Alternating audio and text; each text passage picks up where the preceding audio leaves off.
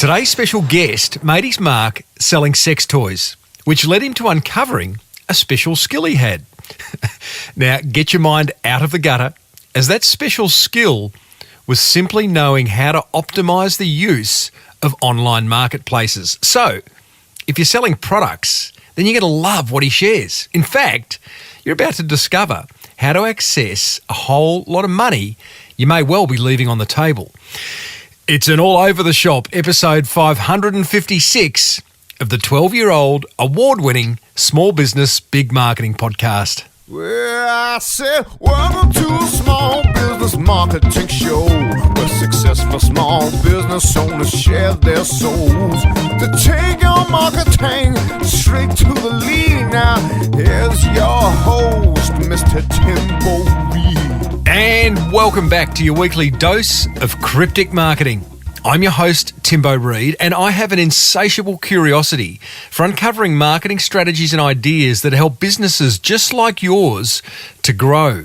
You, so much more importantly, you're a motivated business owner ready to crank out some great marketing to build that beautiful business of yours into the empire it absolutely deserves to be. And that's exactly why this podcast exists.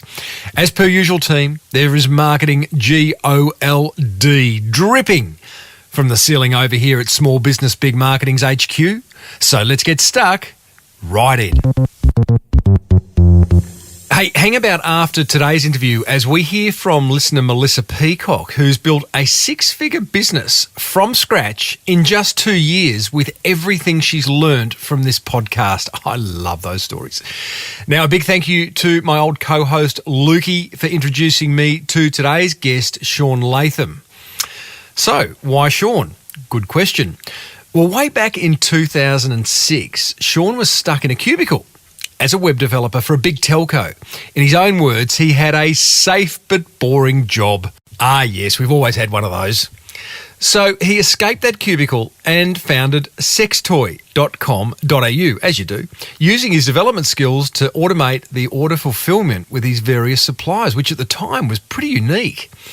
Now, his suppliers were so impressed with his work, they asked him to do it for their own sites. Plus, they asked him to list all their products on the various marketplaces around, such as eBay and Amazon, etc.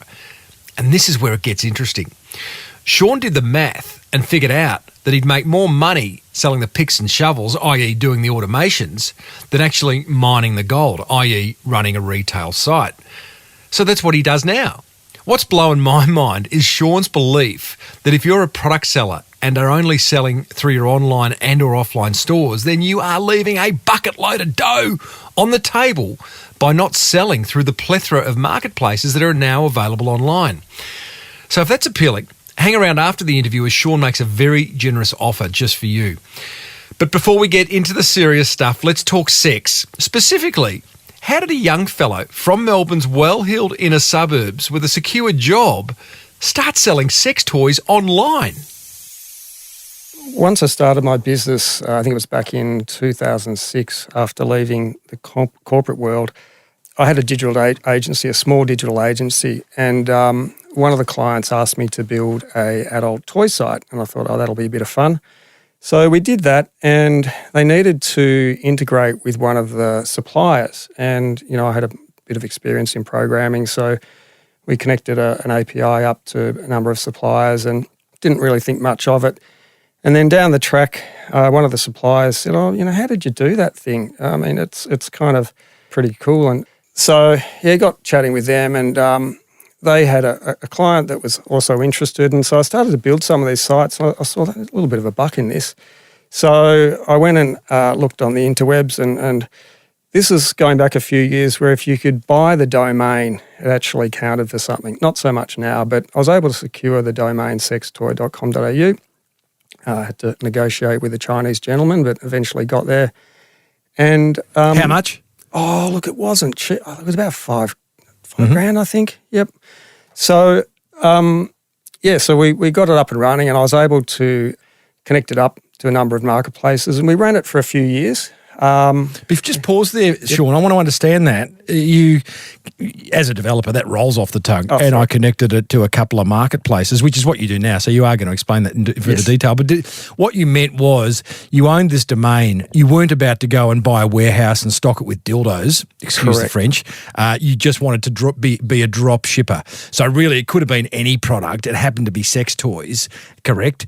And you figured out how to... I don't even, I'm using my hands here, slip in under the door of each of these dildo manufacturers and other sex toy manufacturers and coordinate some kind of, someone bought that from you, could you please ship it to them? I don't want to know about it type setup. Is that right? You're spot on. So it was a drop ship model, which for those who are not familiar, there are wholesalers in Australia and, we only worked with Australian drop shippers or wholesalers because, people on the webs, they want their product quickly.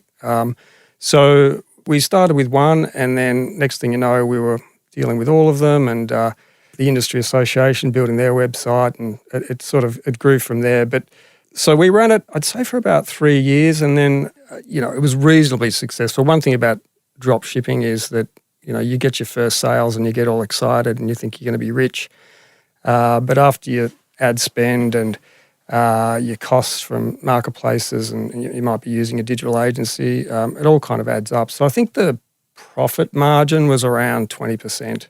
Right. I think we might have been doing 30 a month at the peak, which sounds like a lot, but after your costs, it was lucky to be a full-time wage. 30 grand a month turnover? Yes, yep. Okay. Yep. But it proved something to you, obviously. Yeah, it did. It kind of ran its course and there was a couple of reasons we ended up selling it. So I don't know if you remember, there was some... Hang on. You're not going to get out of sex toy chat so quickly. Right. I'm interested to know what your wife thought at the time. Were you married at the time? I was and still married. Tell me about that discussion. Darling, just bought sextoy.com.au, starting a business selling dildos. Any thoughts?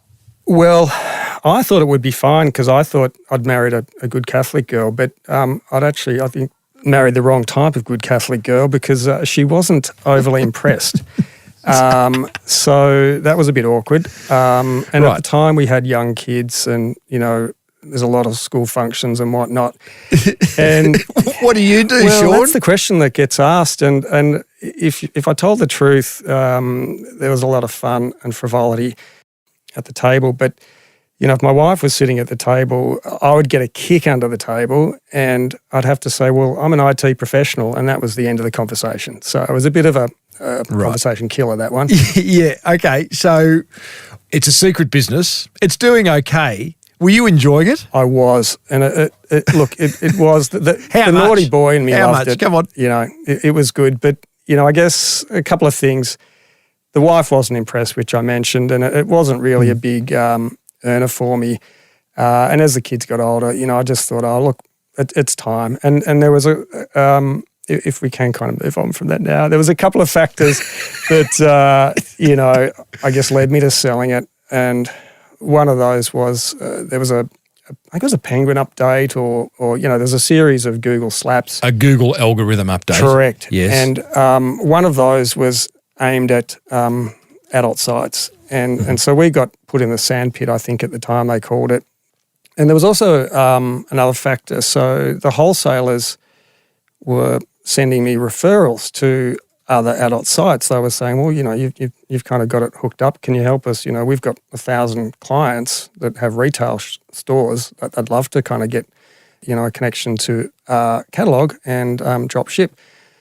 And I didn't really think that was, something that I wanted to pursue. But they said, well, I'd charge $90 or pay $90 for that. And I was kind of doing the maths and, worked out I could make more money doing that. And if I kept my own website, that was kind of a conflict of interest.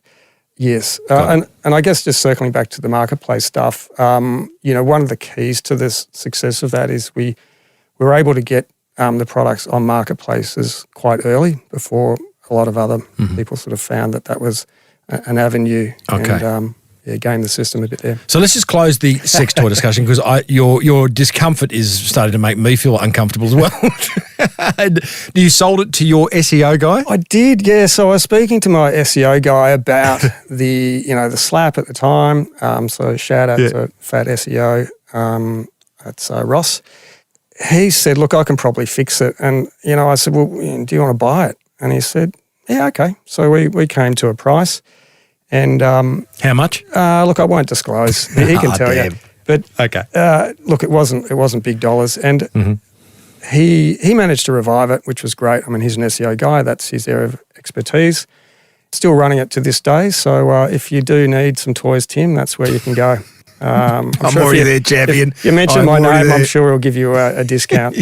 Yeah. Tell me, an interesting discussion. When you do get a slap by Google, and you might not know the answer to this because obviously you left it to Ross, your SEO guy, but you're a programmer and you live in that online space. Yep. What did Ross do in order to get that domain back up and running and found in search? Yes. Well, look, there was a few issues. I mean, back in the day, everyone did a little bit of black hat. So there was a bit of that going on. So there Naughty SEO. Yes. I call it grey hat, but anyway. It was also some, I guess, poor backlinks was one of the issues I think he mentioned. Yeah, right. But look, it is a technical question that he'd probably need to answer. It's but I know that was one hard. of the things. I think he did work on backlinks. I know that was one of the things. I mean, with SEO, there's only really a couple of levers. You've got your kind of on-page stuff and your kind of off-page stuff, and that's effectively backlinks. And, a lot of it comes down to writing content and articles. But, I must say, particularly enjoyed your podcast with the SEO Studio Hawk guys. Harry Sanders. And I dropped in to see them the other day, so we'll he's awesome. I was actually going to give him a plug because if there is any listeners out there who have been black banned for whatever reason by Google on a particular search term or whatever, or a whole website, then Harry Sanders at Studio Hawk SEO in Melbourne, who won the best SEO agency in the world last year, quite incredible, will help you out. Tell them that Timbo sent you and they'll particularly look after you or not. So Shaun, we have left, and you can have a big sigh, buddy. Just let all that nervous energy out. We are leaving sextoy.com.au behind, but it did enable you to start your current business, which is InfoBytes Media. Now, I'm really interested in this. It's a topic we haven't covered. You help product-based businesses increase sales by selling on marketplaces like Kogan, Catch, eBay, Amazon. First of all, should every product-based business be doing this? Yes is the short answer, but some will benefit more than others. So, and it does depend on the marketplace as well. So with the marketplaces, they're getting more and more crowded. So the people that benefit the most are those that are either wholesaling or have their own brand or their own unique product. Because what happens, like let's go back to toys for a minute. If you had a product that had a barcode, which many other drop shippers are selling, the marketplaces will often match on that barcode. And eBay and Amazon do this a lot. You'll notice if you go and find one product, they'll list below that product, here's other sellers that are selling the same product or similar product, and they'll list the price. So it becomes a race to the bottom, basically. The guy with the cheapest product wins.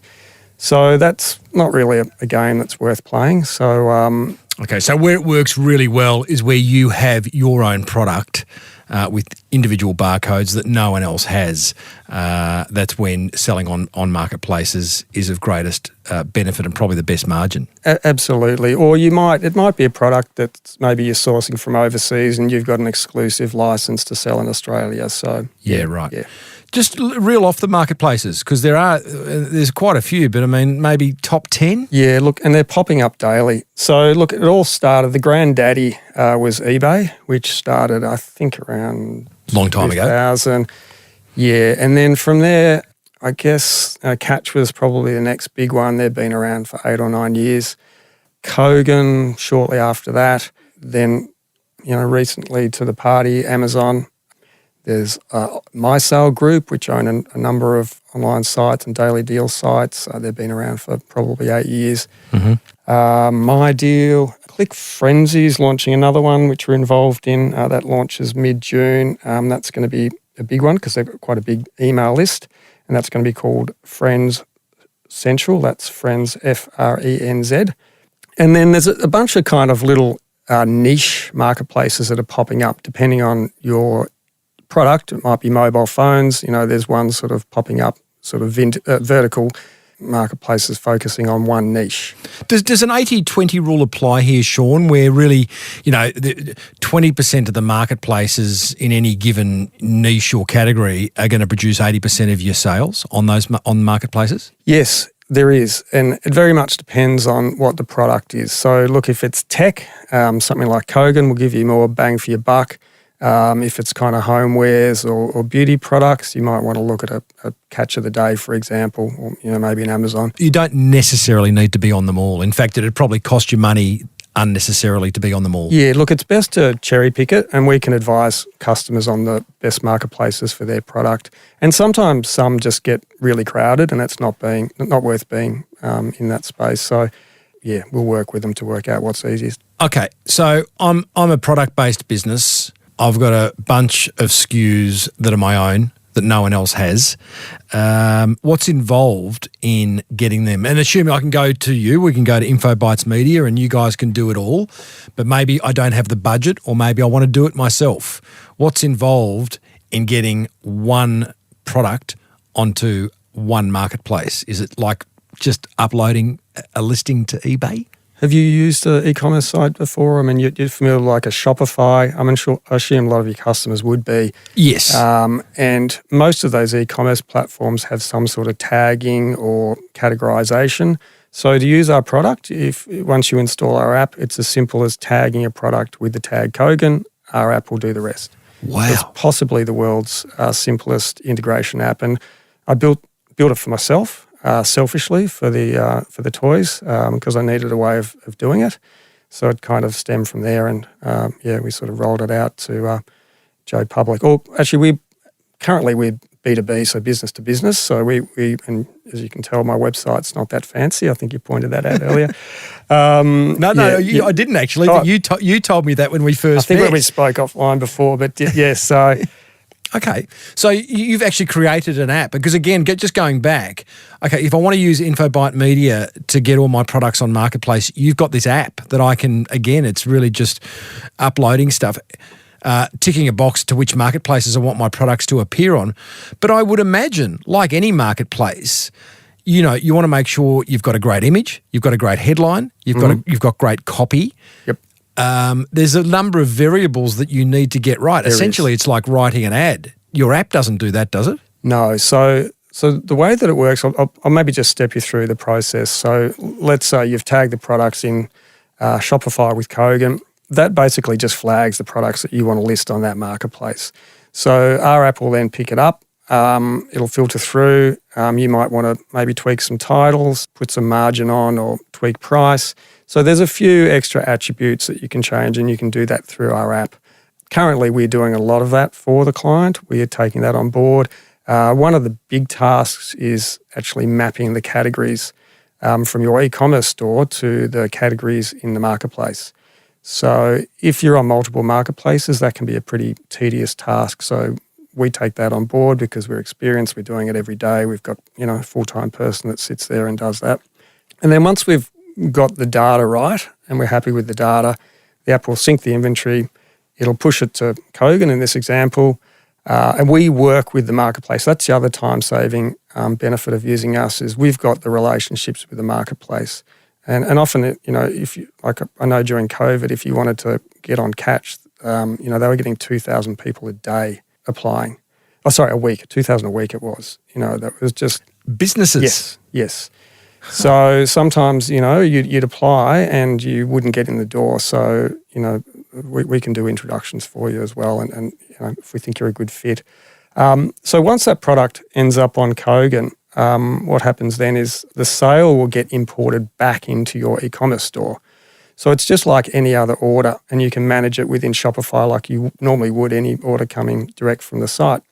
And then once you ship it, you put your tracking number on and that will then send the tracking number back to Kogan to complete the fulfillment process and that's it.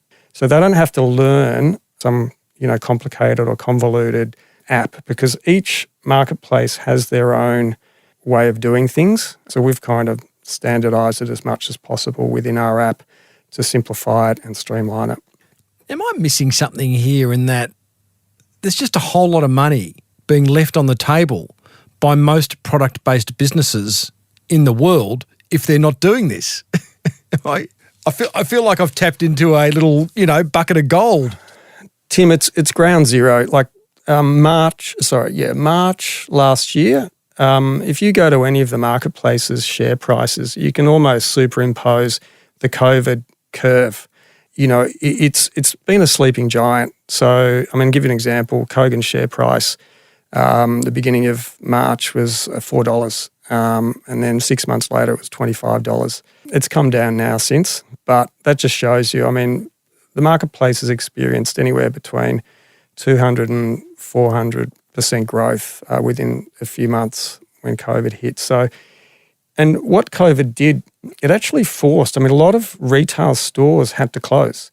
Well, not had to, but, it kind of forced them to look online, and people were going. Put a lot of pressure on them to maintain all those, external costs. Yes, and look, there was just all of a sudden a whole bunch of demand, and we had, you give you a couple of examples. There was one guy that was selling wine, and he was doing okay, but we put him on a couple of marketplaces, and all of a sudden, he's doing $200,000 a month, and that was, so he basically, I don't know what his numbers were before that, but it was, the biggest growth he'd seen in 5 years or however long he'd been online, and he's like, why didn't I do this before? So there's a lot of people just waking up to it, and it's definitely, I'd say, here to stay now, because if you look at the people online, and I remember, we started buying HelloFresh and, during COVID, and obviously things are settling down now with COVID, although there's another announcement today, so who knows. But, those buying habits often stick. Yep. Well, COVID enabled a big education process for a large amount of people that hadn't happened before, really. It was forced upon us. It was. And tell me, elephant in the room, I guess I'm giving away a whole lot of margin if I go down this path. Now, I'm giving away margin to the marketplace. I don't want to talk you out of business, and, you can put forward, what I'm going to say here, but if I use your business to get on all the marketplaces, the ticket's being clipped twice, right? That's fair to say, isn't it? Yep. If I just use the marketplaces, it's still being clipped once. So there's an issue of margin. Do I charge more on a marketplace as I would on my own e-commerce site or in my own bricks and mortar store? How do we price here? The marketplaces, depending on which one, it ranges. The commissions that the marketplace charge ranges anywhere from 7% to, say, 20%. And I'd say the average is around 10 or 11%. So that in itself, if you compare that to what you would be spending, let's say you're engaging a digital agency and they're doing Google AdWords and SEO, you're going to be paying them often, $2,000-3,000 a month. And if you look at the average product, let's say it's $75, and you do the maths, often as a guy from Studio Hawk said, it could be 6 months before you see a return. So that's one thing. If you put it on a marketplace, you're going to know within a month if you're going to get results. But the other thing is that if you're going through the traditional method of doing it, engaging an ad agency or digital agency, it can be 25% of the cost of goods sold. It's quite high. So it's very cost effective to list on agencies, and we charge about $60 a month for our service per product. No. We're our starting package is $60 a month, and that's up to I think 500 products. Jeez, I'll take one. I don't even have anything to sell. I've got a book. Well, if you get into it, we're going to have to revise a lot of that, because we've got a couple of customers, that are like paying 60 and doing a couple of hundred, in some cases, more. So wow. I need to have a good look at that. And it's been so crazy the last year, but, we're definitely the cheapest in the market, and that's partially a strategy on my behalf. Tell me about that strategy. Pricing always fascinates me. Cheapest because you're trying to build a client base, or cheapest because that's just part of your value set? Before COVID, I kind of saw the opportunity here, and I just looked at the competition, and they were doing all right. And I thought, well, I'll just undercut them a little bit. And also, it's not just enough to undercut the competition. You also have to add a few extra value adds. So, we turned ours into simplified and also offered a done-for-you service. And I think most people are time poor and not technical. So that worked well. And not just for the end client, it actually works well for the marketplaces. So the marketplace, we don't spend any money on advertising. So the marketplaces benefit from us being an integrator because we reduce the amount of work that they have to do. Because if you hand an app to a mum and dad or someone that's non-technical, garbage in, garbage out, if they don't kind of get the category mappings right or, the image quality, as you mentioned, is poor, well, then the marketplace will just reject it. And, so we reduce the support at the marketplace level as well. So that's a win-win.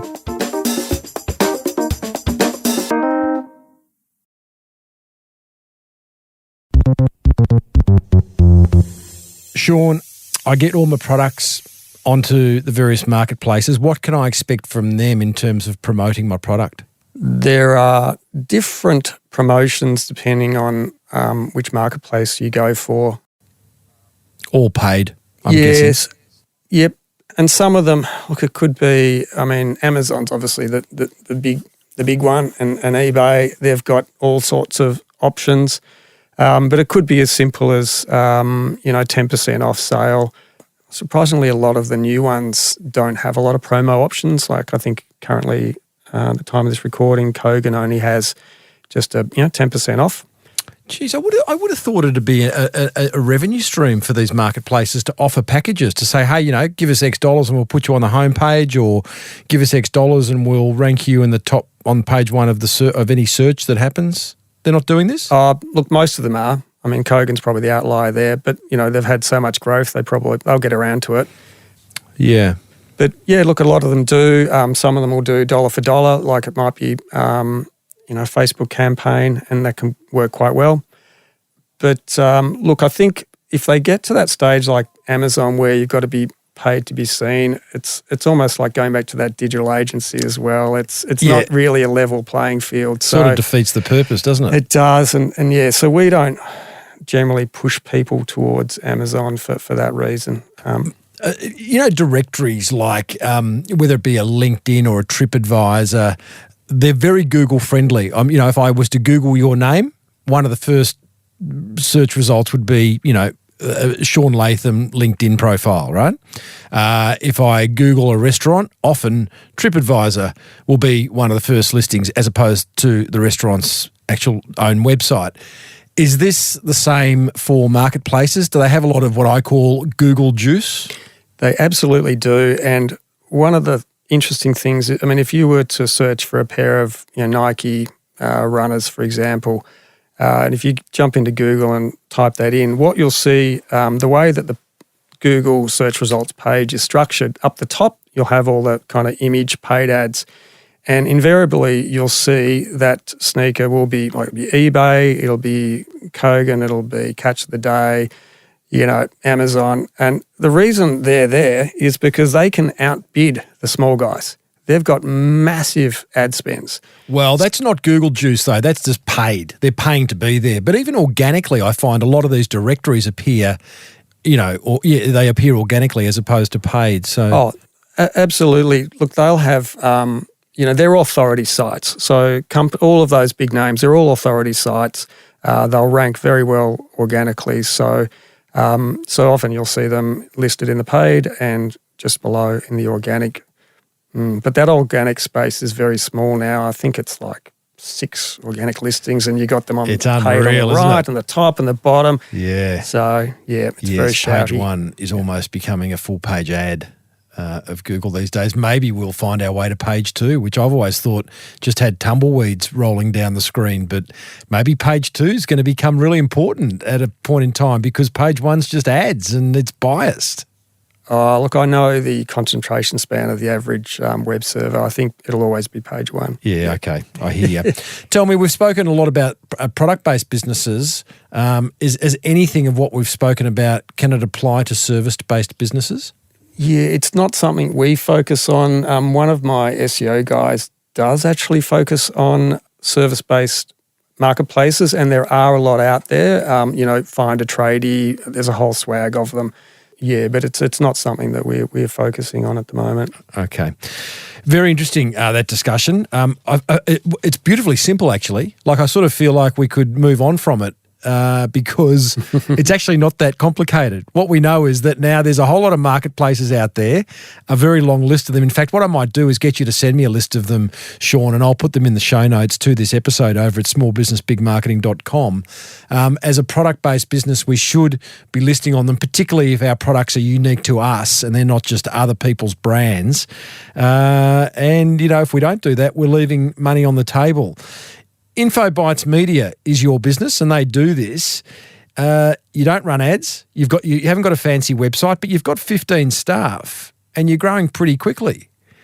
And is it all word of mouth? Is it you just sort of you've tapped into a little what do they call it? A seam of gold. Yeah. So, I used to use that analogy when I kind of moved over. It's we stopped mining the gold and selling the picks and shovels, basically. So, but in terms of growth, as I mentioned, I've always been a business-to-business guy. So to me, business is about relationships. And, I know on the internet you sort of, you listen to podcasts or, YouTube, and you'll think that it's all about some tripwire or, squeeze page and all that sort of nonsense. But when it gets down to it, what I try and think about, and it probably comes back to, when I started, my lack of confidence in selling, to be honest. When I started the digital agency, I always had a sell-through model in mind. So, I remember, searching for people that had my customer, for example. And, I think for the listeners, if you can, form strategic partnerships, that's worth its weight in gold because, and I guess, work out where your customers are hanging out, but more importantly, who has them, and is there a way that you could collaborate with that person? For getting back to, Studio Hawk, we have similar customers. Now, Lawrence has kindly sent me some, and I'll send him some back. We'll scratch each other's back. And, that's kind of one way to, generate business and bring it back to the marketplace. All of our clients come from other happy clients and the marketplaces themselves because, again, we're adding value for the marketplace themselves because we're reducing the amount of work and we're ultimately bringing in orders into the e-commerce sites for our clients. And so it's, if we're bringing in orders, it's unlikely they're going to cancel the subscription. So, Shaun, I love to chat to my business owners about work-life balance. Have you got any? Yes. The last year has been incredibly hectic. I mean, we just got absolutely hammered and, a few things broke and I just hung on to my health. It was pretty stressful, to be honest. So how low you go? Oh, it was fine. But you just, you have those days, you look at your inbox, the phone's ringing and it was just, I was just waiting for it to end and or at least settle down. How'd you hang on? Few things. I'd been meditating for a few days. That really helped with there's just sort of centering myself and like yourself, I'm keen on the swimming, so I'd swim most days. I love anything water sports. Got an ocean ski, an epic surf ski, which we'll get on down the peninsula and check out some dolphins and kind of get close to nature. Yeah, fantastic. You're a fellow ocean swimmer, I know. It's lovely to talk to another one. And boy, oh boy, what a gift that is, hey? It really is. I think there's something special about water and I think we all kind of come out the womb and there's something... Particularly salt water. Yeah. I mean, as I said, I had a swim this morning just to kind of, get me reset. And, yes. And I did. I came out of it just feeling... alive. It was 14 degrees, so I didn't have the wetsuit on. So, but it's a great way to start the day. Wim Hof would be proud of you. I'm a big fan of Wim Hof. Yep. Yeah, so am I. I'm very keen to get him on the show, actually. So anyone listening who knows him, please do an email intro, tim@timreid.com.au. Thank you. Yes. And the other thing is, I think it's good to have a hobby. So I joined a rock band a few years ago. So did I. Oh, look at you, fellow. Are you kidding me? Yeah, it's you got to have that ticked off your bucket list, I reckon, Timbo. It's a good one to have. Oh, mate. It's amazing. I love ocean swimming. You love ocean swimming. And I'm the lead singer of, well, we haven't named it yet. I've got the name. It's a bunch of old blokes. And I'm suggesting the Painkillers is a good name. What's the name of your band and what do you do in it? It's the Sacred Cows. So you'd be old enough to remember Get Smart. And there was an episode there where the band, I think it was Chaos's band, were playing psychedelic music which was going to hypnotise everyone and take over the world. I do remember that. And so it was a 60s kind of thing. But this formed out of local primary school camping trip. And you singing or playing?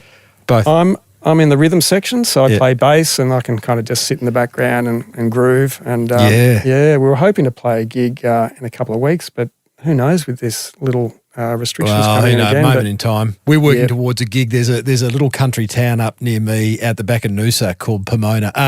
Koran. It's called Koran, and they have an open mic night every month. So we're sort of slowly working towards that. What's the song that you guys love to play?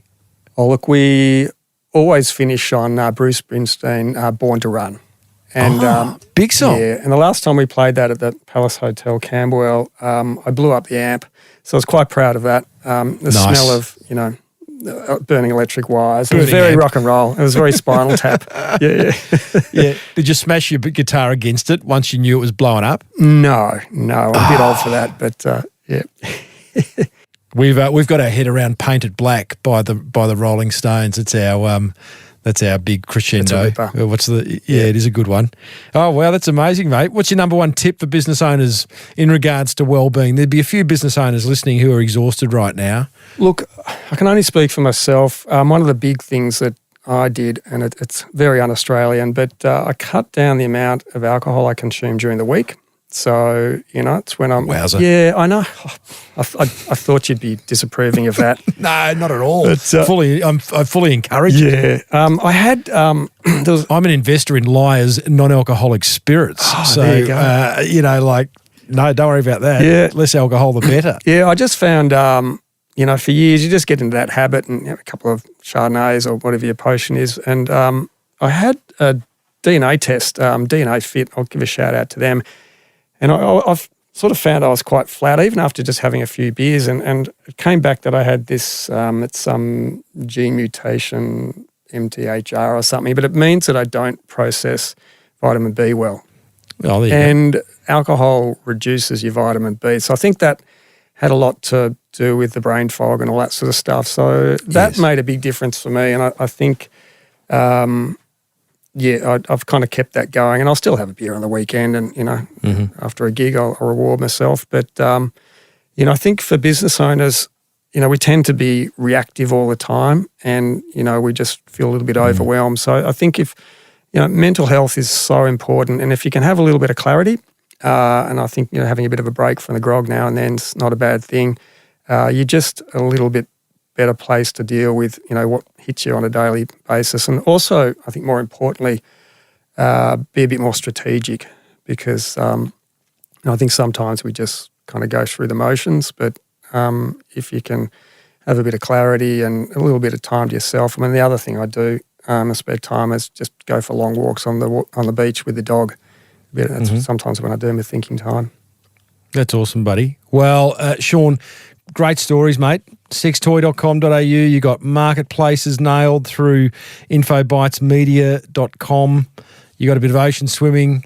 You got a bit of band happening. I mean, I love it. Well done to you. And I hope the coming years, as marketplaces do become more popular and people and business owners are aware of them, that you make a gazillion dollars, mate. Absolutely. No, it's been an absolute pleasure. And I will say we're launching a new site called agorahub.com.au. That'll be our B2C offering. When's that going up? Oh, look, it's there now, but we haven't fully kind of promoted it. Yeah. All right. Well, we'll check that out as well. Thanks a lot, Shaun. Fantastic. Thanks for having me. Well, there you go, team. Marketplace guru Shaun Latham. How'd you find that? Any learnings? What are you going to do differently in your business as a result of that? Maybe list all your products on all the marketplaces you possibly can. That's what I'd be doing. If you do, then Shaun has kindly offered you an exclusive, and you're not going to find this anywhere else, 10% discount off his services over at infobytes.com.au. That's info, INFOBYTES.com.au. Just go to the contact page, use the promo code Timbo, and you are away. Or give him a buzz, 0408 858 885, and mention me. I'll say that again, 0408 858 885. Mention me and he will look after you. I'll also put a link in the show notes over at smallbusinessbigmarketing.com/556. Hey, here's what grabbed my attention from that chat with Shaun. Attention grabber number 1. Any business selling products via their own store should also list all their products on all relevant marketplaces. That seems like a no-brainer. I hope you do it, and I hope you make lots more money as a result of doing it. I'll send you my bank account details later. Attention grabber number 2, the amount of marketplaces that are actually out there, that caught my attention.